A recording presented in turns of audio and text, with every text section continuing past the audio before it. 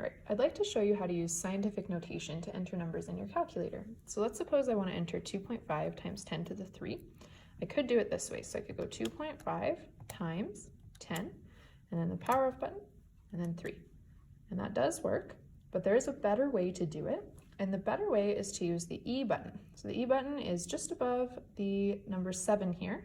We have to press the second key to access it. So to do that, we're going to go 2.5.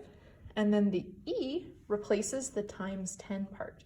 So we're going to hit second, and then the comma button, that gives us an E, and then we're just going to press the number 3. And 3 here doesn't need to be an exponent anymore, it's just a regular 3. And you'll see when I press enter that we get 2,500 again.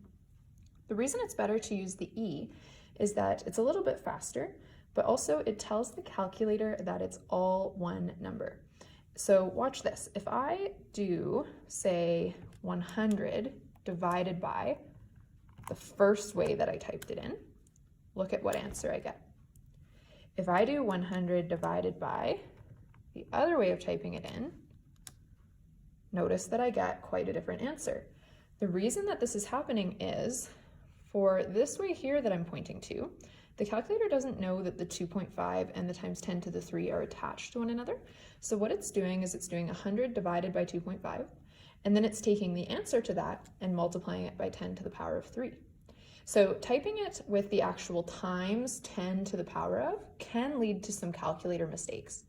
Whereas the second way here, the E tells the calculator that the 2.5 and the power of 3 are connected, and so it's dividing 100 by the whole thing. So 0.04 is actually the correct answer here. So I want you to get in the habit of using the E button just so that you don't have calculator mistakes. Let's try one more. So let's say we want to type in 9.12 times 10 to the negative 4. We're going to use the E button for this. And remember, the E replaces the times 10. So we're going to go 9.12. And then again, we're going to access the E by pressing second and then the comma button. And then we're going to enter the negative 4. Now remember, when we do this, we don't press the exponent key. We just enter the negative 4. And when you're entering negatives in the calculator, make sure you use this button here. So you're not going to use the minus sign. The minus sign is for when you're doing an operation, like say 10 minus 2, then you would use that. Here we want to show that it's a negative exponent, so we're going to press negative and 4, and there we go. Now, sometimes your calculator will just keep the number in scientific notation, and that's what's happening here.